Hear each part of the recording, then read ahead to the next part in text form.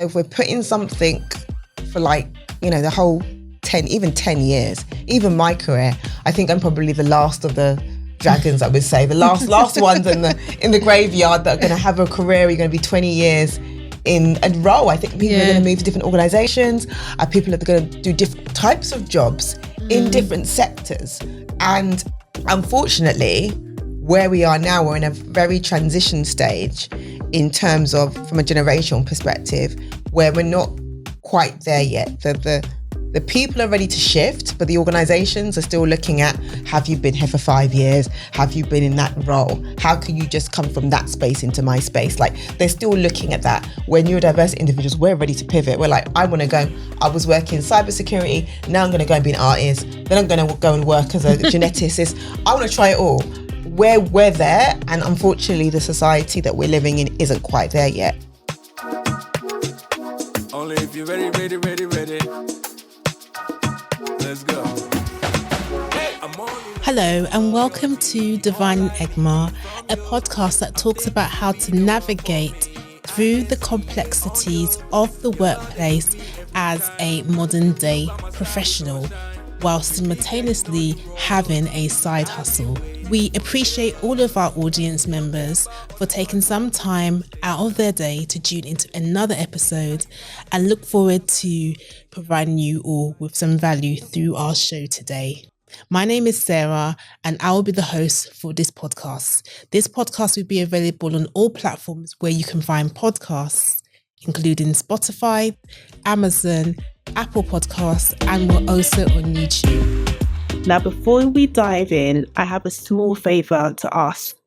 Creating this podcast takes a lot of time and energy, and every bit of support helps me keep it going and growing. If you're enjoying the show, 5-star rate, comment on Apple Podcasts or Spotify can make a significant difference in helping new listeners discover us. Your support is invaluable in our growth journey. And if you're also watching on YouTube, hit the subscribe button and tap the bell so you never miss an episode. Want to show your appreciation more? You can even buy me a coffee through Buy Me a Coffee page.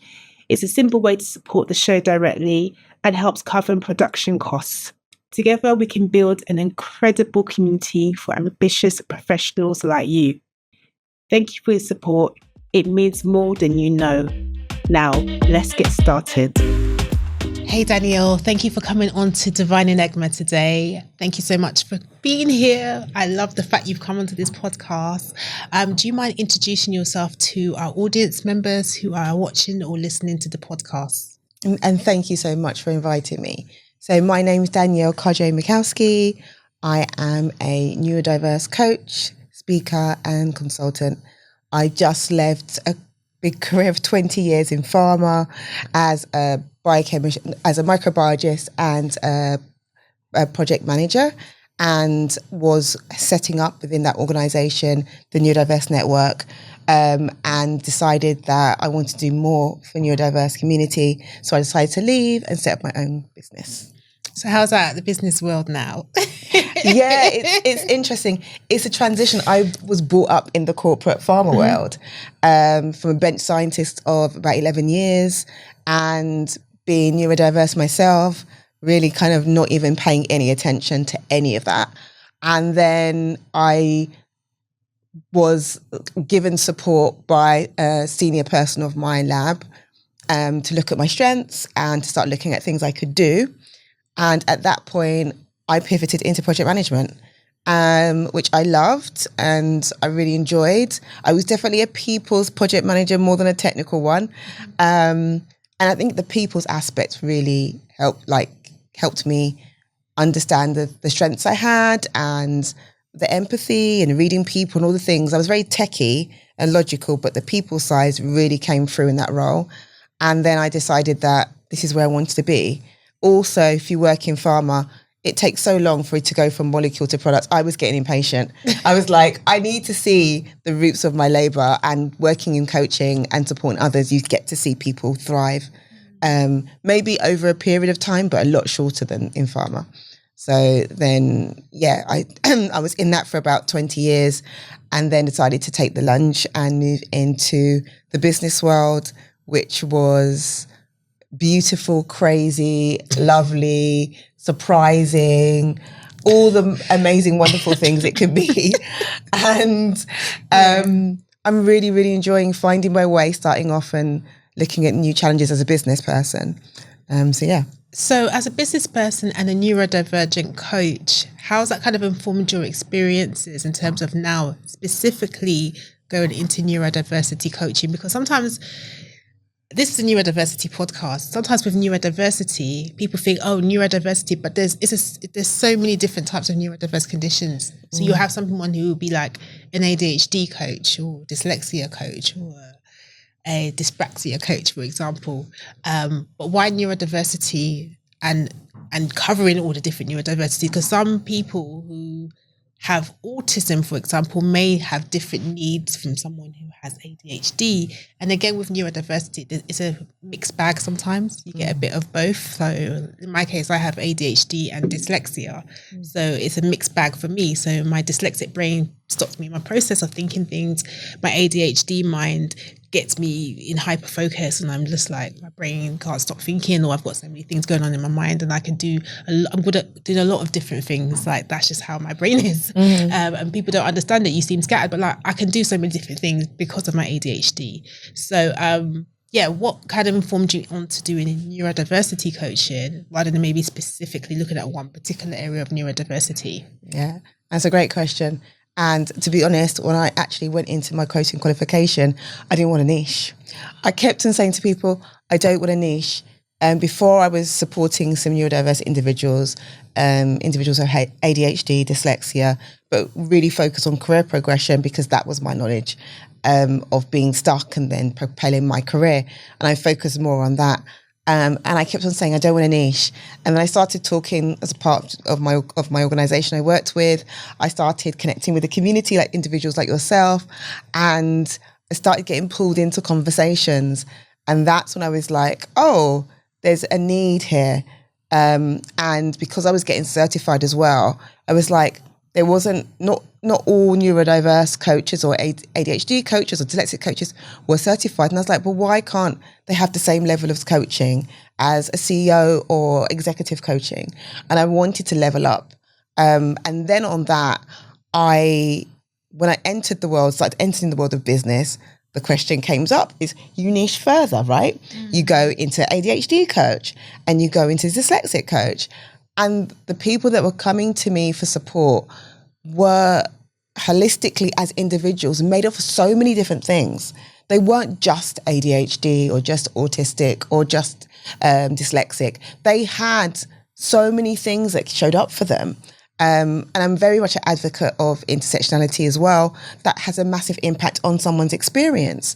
As someone who has hidden intersectionalities as well, I find it's really important, and it does play, as a coach, it does play a part of how you support someone on that journey.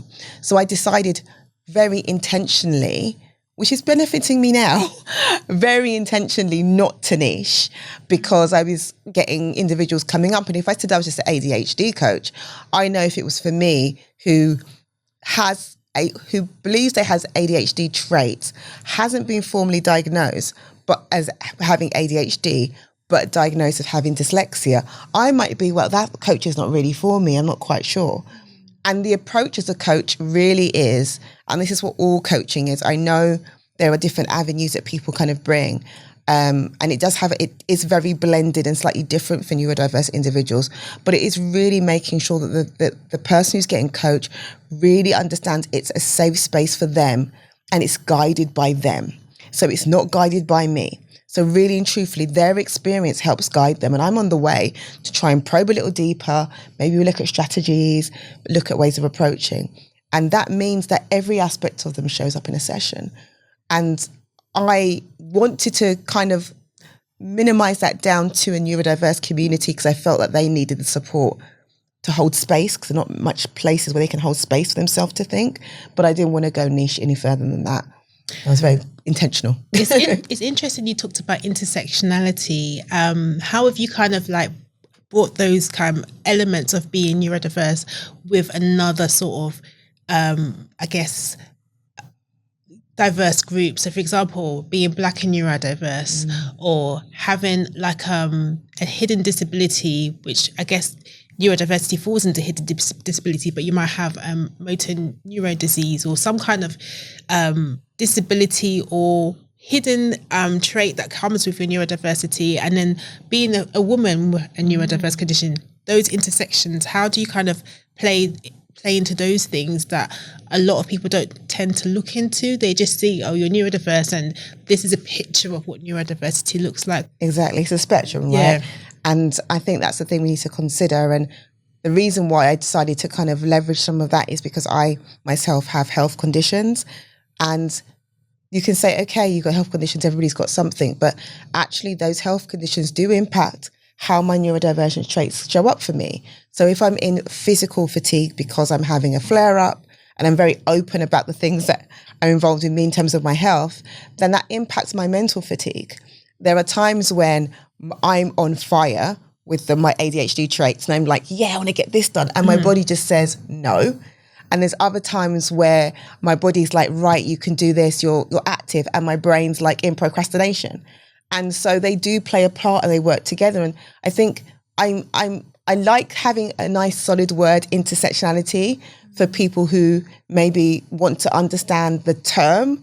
But I really think we need to start breaking down and showing people what that means. Like, what does it mean to have a hidden physical disability or hidden condition, or maybe a visible disability, being Black, being from the LGBT plus community, and we need to show those things. And then, because people then feel like I'm not alone. It's another bit of, I know when I was going through a point where I was going through my fertility journey, which I'm quite vocal about, and going through my health conditions, even if I put my neurodiverse side. And one of the things when I was looking at support groups was, but I've got this extra thing, so I can't go to that group. And I've got this other thing, so I can't go to the other group. And it's that feeling of not belonging because you've got so many multiple things that are going on with you. Yeah, and I think if you can open up those communities to say, look, we know there's other things showing up for you and we're still providing you a safe space, that means that you can find a safe space where you can talk about some other things that may impact your neurodiverse traits, but not directly be the typical kind of challenge that other people have. I think it's important for us to have those conversations. I think it is, definitely, because sometimes we don't always see the impact of that intersection that affects your neurodiverse condition, and how you turn up for yourself. Like, me being a Black woman, for a long time, I've had to mask the fact that I have neurodiverse conditions because I feel like it's another barrier that I have to face. I've kind of overcome that now, but very, very early on in my career, I had to be like, okay, right. When I found out I had a neurodiverse condition, I was ADHD and dyslexic, I was like, okay, so I'm a Black woman with neurodiverse conditions. How am I going to navigate this corporate space and tell people about this? Are they going to judge me? Are they going to think less of me? They already probably look at me physically and just think, oh gosh, why? Like, we have to make a room for this person. And I'm having to code switch, and it's even harder code switching when you have a neurodiverse condition, and trying to fit into that corporate space. So I totally understand that the intersection is so important, because what Black people deal with is one aspect, but then when you're dealing with the layers of that, and also within our own communities, I find that there's a lot of stigma around being neurodiverse. Like, I come from an African home. If you're not a doctor, lawyer, accountant or whatever, and you can't pass your exams and stuff, and being a Black person, that's another aspect you're dealing with as well, and it can be quite a challenge. But yeah, definitely intersection is something certainly that we should continue to talk about, and I will continue to talk about it, as I'm sure you will. I know maybe not that recent, but you did a TED Talk some time back. Yes. Do you want to talk about that? I love the fact you're a TEDx speaker, and you can say that I'm a TEDx speaker. I'll get there one day. But yeah. No, but it was such a surprise. And you know what? Funny enough, this is where you think, whatever you believe in, whether you're religious or cultural or spiritual, whatever it is, right manifestation really happens. So about a year ago, I'd written in my phone, I want to do a TEDx talk. And I think someone else who did a TEDx talk, I can't remember who it was. And I remember thinking, I want to do a TEDx talk on this. And I left it on my phone. I didn't think anything more of it. I wasn't striving to do a TEDx. My business was just, I wanted to go out there and talk about the message, build up my coaching skills and build up my business foundations. And then through a friend of a friend who had done some speaking around, they invited me to come down. And they were like, and it's so funny. This is when your neurodiverse brain kicks in. So they contacted me and said, we would like you to do a TEDx talk. We're inviting you. And I thought that was me applying. So I kept on saying to them, right, so I've done this, this, and this. I need to bring this together. I'm going to give you a proposal of what I'm going to say and send my qualifications in. Just thinking, there's a list of people, surely. And the lady turned to me and goes, no, we've done our research already. We're inviting you now to come. Do you think that was imposter syndrome, probably? I think it was imposter syndrome, but I think it was also, again, being in the corporate environment, we're not used to, and this is where we go back a little bit to intersectionality, being a Black woman particularly as well, is that we're not used to given those opportunities. We always feel like we have to apply and strive for them. So the thought of someone actually coming and saying, no, we've done our research on you. What do you mean you've researched me already? and I've ticked boxes. Like, what? And I haven't had to pitch anything. That was really weird for me initially. And then it was like, yeah, we want you to come and talk. And that was great. And doing it in Romania was even brilliant. I'm glad I didn't do it in the UK. In some respect, I wanted to go and talk about it in a country that was different to mine culturally. There were some amazing questions that didn't get caught on the actual TEDx that came out from the audience around culture, around communication, and being neurodiverse versus, being in a Eastern European culture where they're quite direct, like we are in our Black culture. Yeah. And how's that show up? It was so many different questions that were amazing.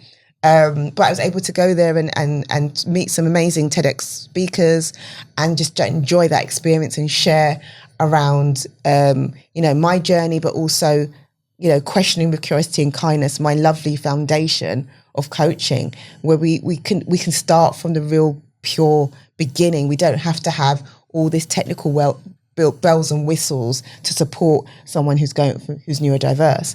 I think sometimes them just being seen, heard, and someone trying to understand in the basics is really what they want, and then we can build on those to find out what they need. And people underestimate communication and making space for people was an important part. So yeah, it was exciting. I think one of the things that was very interesting was I had to write a script, and I'm dyslexic. My coach was absolutely fantastic and very, very, very patient.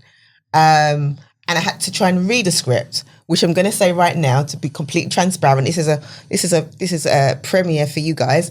Is that I didn't read it exactly because I just can't do scripts. And I said to him, I can't do scripts. But I was able to keep on point and keep on gist and be able to keep the flow going as much as I could. But yeah, it was a very interesting way of doing it that wasn't very neuro-inclusive.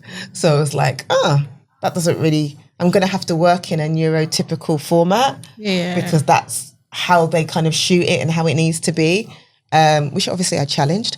But yeah, it worked out in the end. Yeah. I think you're the third person on my podcast as a TEDx talker. So that maybe I'm going to get more TEDx. There we go. Definitely need more. Definitely need more. But no, it's brilliant to know that. And it's brilliant to have someone like, actually you're the second neurodiverse person that's been on the podcast that is a TEDx speaker. So yeah, I'm glad you're on here, and this gives encouragement to other people who are neurodiverse that you can do these things. Yeah. If you're ever feeling like you can't or you feel it's impossible, there's space, there's room for you to do these things, but sometimes we're not always included in the table or the conversation of having the opportunities that we want. I wanted to shed some light on neuro-inclusive workplaces. Based on your experience as a consultant, if you're an employer, how can an employer make their workplace more neuro-inclusive? Because I think employers are doing it, but a lot of employers don't know how to do that and what is the best way to make it more neuro-inclusive. Because again, although neurodiversity is being spoken about more and more, people don't quite understand it, and they don't quite understand how to make the workplace more neuro-inclusive for employees. What kind of tips or ideas you would put into an environment, maybe a much more or bigger organization, or even a small one, because sometimes smaller ones are not always equipped to always help neurodiverse staff. So I think it's an interesting one, and it does depend on the size of the organization. And for me, coming from a global organization with not just the global sites, but also very specific country sites, that has been a challenge. And in a smaller organization, some organizations can actually implement a lot quicker because they've only got like maybe a couple of hundred staff, and it's easier for them. The CEO knows them all. They've started in maybe a startup that's gradually gone. So it does depend on the size of the organization. I think having people come in and being aware of neurodiversity is great, but like you said, it's the action behind it. How do you create it? And that's where a lot of organizations get stuck. And sometimes I say it's not necessarily just about doing stuff. It's about creating that culture, because you can go and invest in all the technology, everything under the sun, and say that's all available.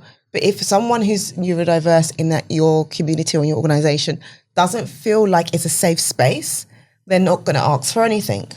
And so it's really important to be able to create that environment and safe space where they can actually put their hands up and say, they don't even have to disclose they're neurodiverse. I have a challenge and I need support. I mean, ideally, we want in our community, in the neurodiversity community and movement, more people to disclose and get diagnosis, because it gives us more data to be able to innovate and create more things that can help support our community. However, I think sometimes companies get overwhelmed by all of that stuff. If I throw money at it, maybe that will sort itself out. That isn't the case. We need to look at things like, how are we supporting managers supporting their teams? How are we supporting teams around how they can support each other? How are leaderships being advocates and showing up and putting resources to help those who are really striving to push this topic in their organization, and bringing speakers in, bringing coaches and mentors in, bringing programs in together that they can learn from, making sure leaders are held accountable and are pledge that they're going to do something about it, not just talk about it and tick a box on their resume. Yeah. And I think for managers and line managers, they're the ones that get stuck in the middle because they're expecting to do something about it without much guidance. And I think the most purest that you can do as someone who's been with different types of leaders across the organization I worked with is don't underestimate your leadership and coaching and mentoring skills at day one. Holding a space and being very open about that individual, saying, you've disclosed to me that is confidential. How can I best support you? Am I the right best person to support you going forward? And if I am, okay, what do you need? If you don't know what you need, because some of us just don't know what we need and what's available, let's take that journey together. That might look like me having more regular one-to-ones with you. It might be having coaching sessions. It might be you seeing someone external. It might be us having a talk with someone in our organization around adjustment and support. These are things, but the manager being by the side of that person, or a manager or someone of that kind of level, being with that person to say, number one, it's okay, it's valid, I'm here to help you and we're going to figure this out together. I mean, if you had that, that's better than having all the technology, because you know that if your job changes or you go for different projects and things adapt in the workplace, if you have to change your equipment, you know that person or that culture of an organization is always going to be there to support you. And that will help you across your whole career journey, not just in that one job or one role. I think people underestimate that. I think the issue I find with large corporations, maybe small businesses, and it depends on the kind of company you work with, is that maybe they will say, okay, we want to help neurodiverse people from a sort of corporate perspective. But then if someone's not being taught as a manager how to manage a neurodiverse staff member, then it becomes a bit of an issue. Yeah. And then they'll say, well, I've tried with that staff member, but they're not learning. Well, as have you tried to understand how they learn things? But that's the thing. I think they need to understand it's not about telling somebody what they need to do. It's about asking. And this is why, really and truthfully, if you look at any management books or leadership books, they always talk about pure coaching questions, because it's not about you, it's about the other person. If you're leading and managing a team, it's not about you being a manager. It's about your team. And therefore you have to question and understand your team, whether it's different dynamics, whether neurodiverse or neurotypical, whether they've got other intersectionalities. Understanding your team is important. What's showing up for you? So the question is, what do you need to do to be amazing at what you do? And then how can I help you as your manager to provide that? And if you don't know, again, see, it's the same questions asking before, but in a different way. But I think what organizations don't do is put enough time and training into managers to be better managers. End of. Yeah. If they're better managers, then they'll be able to support the experience of that individual. And the thing about it is they're not trained. Managers and usually just get promoted. They're not really trained into how to be managers. They're excellent in their technical skills, but not necessarily the people piece. And I think when you're dealing with a group like neurodiverse individuals, where there can be other different challenges sharp than the normal ones that they've experienced, that's when they kind of try to put us in the same bracket and try and do the same fixes, and it doesn't work. And it's about understanding from their community what isn't working and trying to figure out how they can do it, and be ready to pivot from the typical training programs and things they roll out and look at different opportunities. And there's loads of ways that large organizations could do that. A lot of it involves listening. And reverse, one of my organization did before I left was diverse reverse mentoring, where someone junior who was from a different intersectionality actually mentored someone senior. And that was amazing in our organisation. I've seen some organisations do that, and it's really good. It does actually change the way you look at how you interact with someone from a different pay grade or pay scale. I really do like that. Or different area. Yeah. Yeah, and that I had the opportunity in one of my sessions to talk about neurodiversity very, very much in my early stages. And that then propelled her to make sure she brought that conversation up from her senior level, because she was like, oh, I didn't realise that was a word. I just knew they had individuals that had ADHD and dyslexic. I didn't realise there was a community. And then from that, she then decided that on her own independently to raise and ask questions with her peers. So it works in two ways for me and the community, because not only was the message getting out there, but also she was then able to look at how she was working, how she was supporting her team, and then take that into consideration. But it's slow. It's slow. What do you think are the misconceptions that people have about people that are neurodiverse that you've come across? That you people make these assumptions. I've got a few, but there's quite a few. They're not great leaders. They can't finish tasks. They're not very good at progressing things. They're kind of in their own little world. They can't be trained and developed, even though, surprisingly, a lot of neurodiverse people end up going into higher education because they're just this works well for me, and I don't want to go into that working world where everything is crazy and doesn't make any sense. So you find that you get neurodiverse individuals who are serial educators. They'll do every course on the earth just to kind of stay in that realm. They're not empathetic. They can't socialize. It can there's such an array of different responses that people have or assumptions.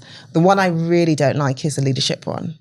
Yeah. I really don't like them, saying, that neurodiverse individuals can't lead and can't do those kind of senior roles, because I will challenge that all day, every day, because I think we have so much great natural traits, and that's across the spectrum of neurodiverse individuals who can provide such great leadership and inspire teams. I've met a lot of great neurodiverse leads, so I'm not sure where people have got the idea that neurodiverse people cannot lead, because there's quite a few out there, and they're so empathetic, so they pay so much close attention to detail. They look at how the work dynamics are, and they're deep thinkers, and I find people don't tend to see that because they make the assumption they can't. Maybe the leadership looks different. Leadership looks different for different people, I guess. But yeah, we need to trash those ideas out. I think like you said, it's a traditional leadership versus, a neurodiverse leader will look at different ways, like go and look at their team and look at different ways of implementing something. Where if someone's used to being led or seeing another leader who's leading in a very traditional way that we're used to, that's when you say, well, that's not going to work. They don't look at the outcome and the output. And I think it's the output, right? It's not necessarily the way we're always doing things. We can do things differently and have a good or even better output. I wanted to touch on people that are neurodiverse and looking to advance themselves in their careers. How would you advise someone who's neurodiverse to advance in their career? So, for example, they might be working, I'm just picking something randomly, there's no bias in this, but like I'm a junior software developer, I want to become a senior developer. How can I progress? What do I do? Will I have a neurodiverse condition? I don't know what to tell someone about it. What advice would you give that to someone who wants to sort of advance in their career? That could be quite, I understand, could be quite tricky if someone's been in that situation and very delusioned, thinking that if I fix all my problems, then I'll just automatically shine and then my career will go up. Or even not even thinking about career progression at all. I think the most important thing is, if you're thinking about disclosing, before we go into any of the detail, if you're thinking about disclosing whether you're neurodiverse or not, think about what level of how comfortable you are with disclosing and to what level. We know that you don't have to disclose that you're neurodiverse, and you can disclose in regards to specific challenges that you're having. I think one of the things, and I can only go from my lived experience, that really propelled my career wasn't necessarily disclosing that I had dyslexia. I think even the lady that helped me didn't really know I had dyslexia at the time when she helped me, but it was disclosing some of the challenges I had, and working with a mentor was really, really useful because I was able to see where I could be. And even though I moved into a different field, I was still able to see that I could go into that. And we spent a lot of time looking at strengths and being really strength focused and not so much looking at the challenges, which neurodiverse individuals who I coach as clients generally focus on. 90% of them, it's all about the challenges and it's not about the strengths. And I know it's hard to see strengths, and that's why I think it's good to have a support to help you identify those strengths and actually name them and own them, so that when you have opportunities, you can have, you know where your strengths lie, and you can say whether that's a project for you or isn't. The second piece that is, if you're in a corporate environment specifically as well, usually have set up is, I always ask people, when you see those senior leaders and CEOs, how do you think they get there? They have a team. Like, they're never on their own. It's never like just one person on their own, like I'm CEO. They have a team. So you need to get your team together. So I had people that were in the role that I wanted to be, supporting me, giving me feedback, giving me advice about initiatives that I should get involved in. Maybe it's a little side project that software developers can get involved with. And also getting feedback constantly, not just feedback about how I can improve, but feedback on what I've done well, so I can pocket that. So when I end up going to discussion with manager about promotion, I have an example in my back pocket to produce. Having a sponsor, and I'm looking because we both know, Sarah, having a sponsor is a massive thing. However, I would say, just because you don't think you have a sponsor, if you are visible, and I know a lot of neurodiverse individuals are not visible or do not like to be visible in the workplace, and that's something that, unfortunately, in the way that especially corporate world set up, you need to be visible. But if you are, you'll be surprised that there are sponsors that lurk in the background. I had no idea I had a particular sponsor until I had a rant on a call about DE&I stuff. And then the person said, can I have a call with you? Had a call with them. And I was like, they were like, and I was still in my fire. And I was like, I've been at this grade for X amount of years and I don't see progression and blah, blah, blah. And I've been into organization 50. I know how, it goes. And then they were like, oh, I know about you. And I've been watching you. And I really, really, I loved this, great. But a part of me was like, could you not have told me?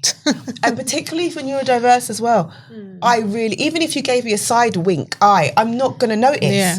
We don't know the cues. Even, I mean, I don't know how you are, but even after my 20 years, there's still cues and you don't know stuff you don't know. I feel like I feel like I'm getting to the point where I feel rejection sensitivity dysphoria. So I feel like everything I do is probably not quite good enough, or someone's over criticizing me. So I feel I have to work extra hard to try and make a point or prove a point, or you know, and I'll overthink things to think that it's actually worse. And then when it comes, it's not even that bad. No. But even if the person was to come and say, I'm your mentor, unless you sit down and say, Danielle, I'm your mentor, this is what we're going to do.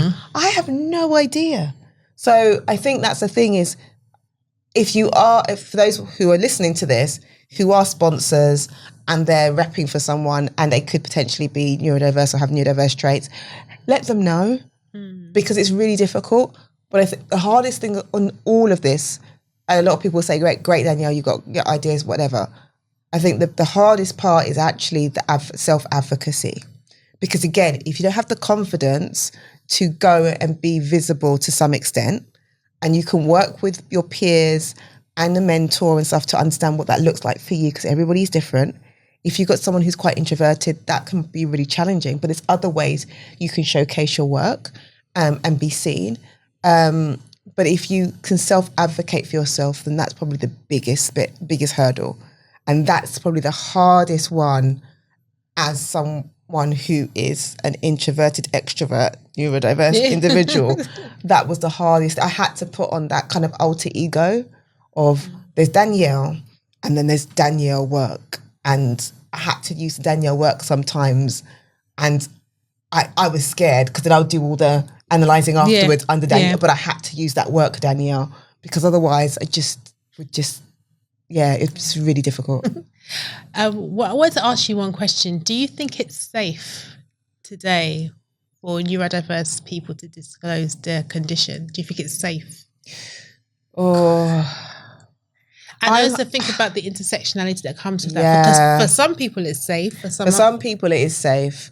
And for some people it's kind of, they don't even think about safe, they just do. For some neurodiverse individuals, they just do, and they're unapologetic. I think coming from a generation, when I was education, we were told specifically, because I found out in my final year, we were told specifically not to disclose. It was heavily advised when you go into your job not to disclose. That's crazy. And we're not talking that far. I'm not that old, guys. So if you're going from that generation where you were told not to disclose at work, in a workplace, it's really hard. There's a lot of trauma around, you know, what that looks like, what you're telling me. Because there's certain things I can't hide. Like you say, I can't hide that I'm black. I can't hide that I'm a woman. No. So then having to disclose another difference seems like another thing that I have to say. That seems like another kind of like reason for others, another reason or justification for doing something differently. And I think that could be really, really challenging. I think like I always say, when you're talking about disclosure, it has to be the right level. It's comfortable.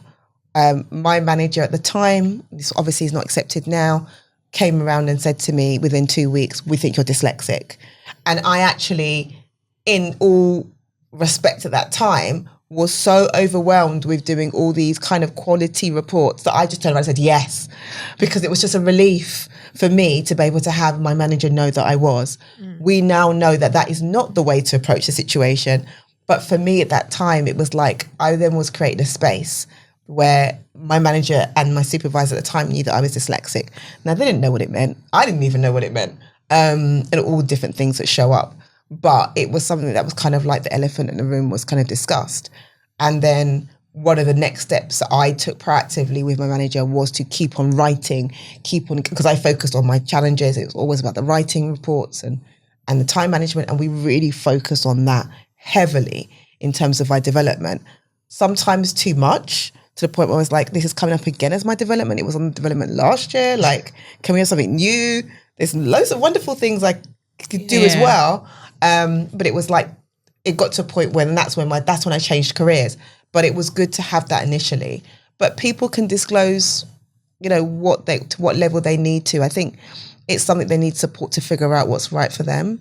But going back to your question, whether it's safe, I think it depends on the individual, what's showing up for them.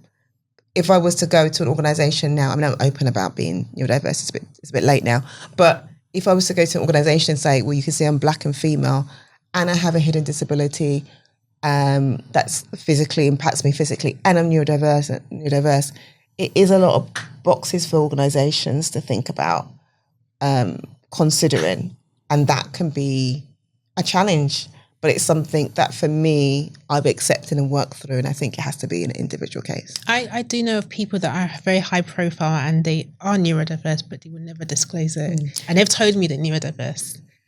And that, and you know what? And that's why it goes back to, you know, when I was talking about the leaders, that they can't be leaders. And you said, oh, I know loads of people that are leaders and neurodiverse. I tell you right now, I know loads of leaders who are probably neurodiverse. I watch and I'm like, but they don't disclose it. Like the reason why I actually, before the Neurodiverse Network was even created, I used to get involved in so many different other things, and safety was one of them.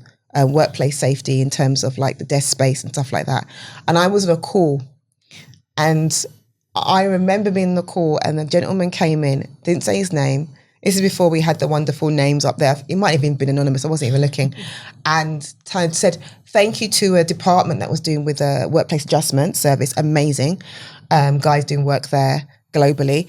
And he jumped to the call and he was like, thank you so much for the support that you have in regards to my dyslexia. And I was like, wow. First of all, I was angry because I was like, well, my organisation knew I was dyslexic for the last 10 years and never told me anything about this. It was a new soft launch approach. So I was like, what does that mean? And why haven't I been the one in the box? Because again, they knew what I was doing. And then who is this dude?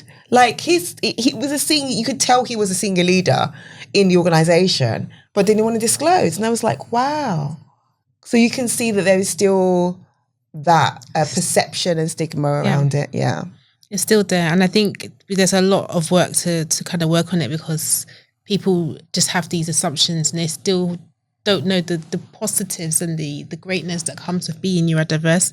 Yes, we have shortcomings, but so do neurotypical people. But it's just how we have to come around it and manage it in a different way. It's not about intelligence level or the ability. It's just the way your brain is wired, and that's how I look at it, really. And if you think about it for your leaders, you don't want them to be doing things the old way. You want them to come with new innovative ways of getting around problems. So you want someone to do that, and I think that's where we're classed really good as leaders. I wanted to ask you something. We kind of discussed this before the podcast, and I wanted to ask you about how do you see the world of work in the next 10 years? And I kind of put my thoughts forward, and I kind of think we're going to have a form of portfolio career type of working. How do you think that would look like for neurodiverse people? Because I think it could be a good thing, but let me hear what you think on that. We just talked about it before we came on. And I think I was talking about how I see people that, and some people might like the traditional 9 to 5. Let's be honest, it gives you financial stability. There's a lot of benefits you can have from that. I think nowadays, from a financial aspect, everybody's pushing multiple streams of income. So people are always looking for extra ways that they can make themselves financially secure. And I think that's going to impact the way we work. Also coming from an organisation that's global, my manager was based in Italy. Most of my peers in that team were based in Italy. I was the only one in the UK. So I think global working different times of the day, and working from home, working at remote places, like maybe satellite offices. I think that will change. But I think the way that people will be approaching work, particularly for neurodiverse individuals, I think it's kind of started. A lot of people that I know who've left a lot of corporate environments who are neurodiverse have either gone into business themselves, or they've gone on to places where they can do small projects, not even small projects, big projects, but a diversity of projects. Because I think with us generally as a spectrum, we like diversity, we like change, we like difference. And so if we're putting something for the whole 10 years, even my career, I think I'm probably the last of the dragons, I would say. The last ones in the graveyard that are going to have a career, you're going to be 20 years in a role. I think people are going to move to different organizations. People that are going to do different types of jobs in different sectors.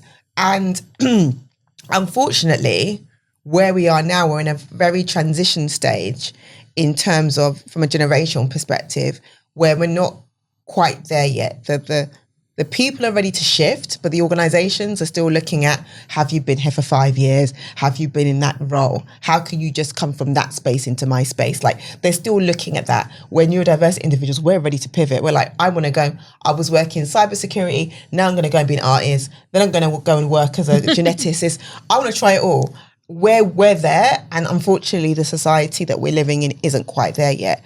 But when I look at the young people who I love so much, especially the neurodiverse, and I'm not talking about the children, I'm talking about, the 20 plus Gen who Zers. oh my God, they inspire me anyway, because they sometimes are a bit more unapologetic. We talk about safety, they're kind of ready to aggravate the scene, and especially the neurodiverse individuals are ready to say, you know what, I want to have this. I want to be able to work in this environment. And this is how you get the best out of me as an employee on a project, or as an employee, or as a freelance, or whatever. And I just love the way they're kind of trying to do it. And I think the way they're trying to do it, even the ones that aren't neurodiverse, is a natural way that neurodiverse will be able to bring their best selves to the workforce. Because I think we need to have diversity. The reason why I was in microbiology for so long was I had loads of multiple different projects. If I didn't, I would get bored. I think that's why I stayed. So. I think sometimes when I look at the world of work, you can't get everything from one employer. No. That's what I think it is. And this is why I kind of had this brief discussion with you. What I believe will happen is that you'll get certain good things from certain employers and from certain avenues of work you might do. So for example, if I was a freelancer, I'm going back to software development, even though I'm not a software developer, but let's say, you were a software developer, you might work for a big corp as a software developer, but you might have your own little freelance, projects that you're working on to help small to medium-sized businesses. And you get a buzz from that because you're helping a small business grow, but you get the same, I guess, security from working from someone that is a lot larger, and you have that stability, and you might get all the perks that come with that big corporate. That could be, the pension plan, the 401k, shares in the company, whatever the company's offering. So you can't, I feel like the reason why I believe world of work will change is because not one organization can give you everything. No. And so the way a lot of people are working now, and I feel that will be the movement, is that, okay, I can get a little bit from this employer, I can get a little bit from my freelance job, and I can get a little bit from this. And I know that I can manage my day accordingly and have variety in what I'm doing. And I think that's what is happening. And this is where the idea of portfolio career comes from, where you have a career where you might do a bit of a 9 to 5, and it may vary from person to person. You might do a 9 to 5 for 6 months and say, drop that, I don't want to do that, I want to work for myself now, and do that for another 6 months. Or I want to be a contractor and do that. And you get a little bit from everything. Whereas obviously traditionally it was people either do their 9 to 5s, or you would be that CEO that managed a big company, or you had your own little small business, or whatever the case may be. So I feel that's how the world of work is. For some people it already is like that, but I feel more people will do that because you can't get everything from one employer. And I remember working for an organization where there were bits of the company I liked, but then when I got a new manager, I couldn't stand that manager. That manager got on my nerves. Whereas the previous manager was really cool, and I like that person. So I feel like no organization can give you everything you need. And I think that's why people will move to that, because you can't get everything from one employer. It's just not possible. And I want to add to that. Organizations need to stop trying to provide everything for everybody, because it's not possible. No. They need to get that out of their head. They're trying to provide everything. They need to be really authentic with what is their ethos, what they're trying to provide, what culture are they trying to provide, and stick to that and do that well, instead of trying to get all these benefits. Number 2 was, as a coach, that's what I do. So I have my business, I do my associate coaching role, and I have different faculties of my business as well. So I have diversity. And that is great. But one thing I would be very mindful about in the ways of working and going back to the neurodiverse community is making sure you really prioritize your well-being. because doing a full-time job, as someone I know who did it, and then doing something on the side, it does take a lot of energy. And for us, energy is king, because it's not just, the mental fatigue and stuff that shows up for us, and the overanalyzing, the procrastination, even the hyperfocus, all of that can really drain us, of course, even if we're overly excited and energized for it. So there has to be a balance. And I think I would love to be able to have, in my utopia, would be exactly what you said, a portfolio career where people aren't just managing their jobs and their projects, but their time. And managing that. And so if someone wants to work 2 o'clock in the morning to 5 o'clock in the morning, they can do that if that works for them. And I think, that would be an amazing place for people to do, where we're innovating, we're collaborating, we're creating, but just all in different time zones, doing all different things. And the best for us individually. We have to wrap up, but I just wanted to ask, is there any advice or encouragement you would like to share with the audience members about how they can manage neurodiverse conditions? And also, how do we find you, Danielle, and how can we watch your amazing TED Talk as well? So you can find me on places like LinkedIn, Danielle Cudjoe-Michalski. You can come to my Instagram, where I have more of a fun time, Thinking Like Coach. And in there's my link tree with all the links to my TEDx talk, and get in contact with me. And I suppose the one advice I can give to neurodiverse individuals is take some time out, because one thing I love about coaching is the holding space. And some clients just say, we haven't really come for strategy, but you've just held space. But you can hold space for yourself. So just make some time to reflect on, okay, what are really challenging me? What are things that I really like about myself? What things I enjoy and what things I don't enjoy? I have a free mini energy kit as well if you want some support to understand those questions. And then look at situations where you've done that, and then that helps you as a basis to be able to know, okay, these are the things that shown up for me. I then might need support to help me with my next step, whether that's coaching and mentoring. I might need to talk to my peers. There's a lovely community here that you can talk to other neurodiverse individuals, find out what they did, get support, so you're not alone. And there's a lovely neurodiverse community that we've got connections to as well, if we're not the right fit, because everybody needs someone different. Of course. And it's all about finding what is right for you. And I think that then builds up the confidence. And then if we're talking about the workplace, just to round it up, that will give you the self-advocacy in the workplace. Thank you so much, Danielle, for coming on Divine Enigma. You've been such a gem, and everything you have said, I've learned so much from it, and I'm sure the audience members will do. Thank you so much. Thank you so much. Lovely.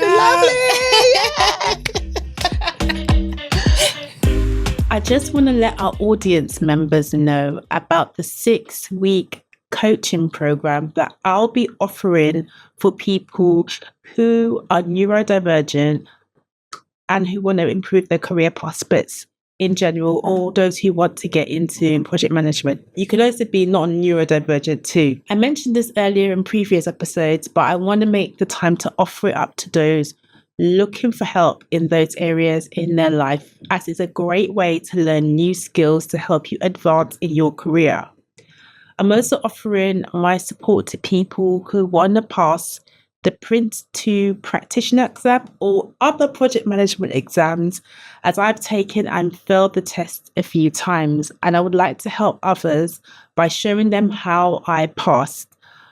I also launched my membership, Neuro-Inclusive, in which you get supportive community, career and business mentorship, monthly group coaching calls, networking opportunities, mental health well-being days, and unlimited body doubling sessions, and UK and very soon international meetups. I'm also working with the British Dyslexic Association and Lexic, one of the UK's biggest neurodiversity organisations, to ensure our members get free full neurodiversity assessments accredited with an educational psychologist or doctor. So if this sounds like you're interested to learn more, please reach out to me directly to talk more about the membership. Please follow me on all platforms where you listen to podcasts. Thank you for listening to Divine Enigma. And if you got to the end, this is a safe place for project managers, professionals, side hustlers, and anybody who's looking to navigate the complexity of being neurodiverse in the workplace and the corporate space. I'll see you next time.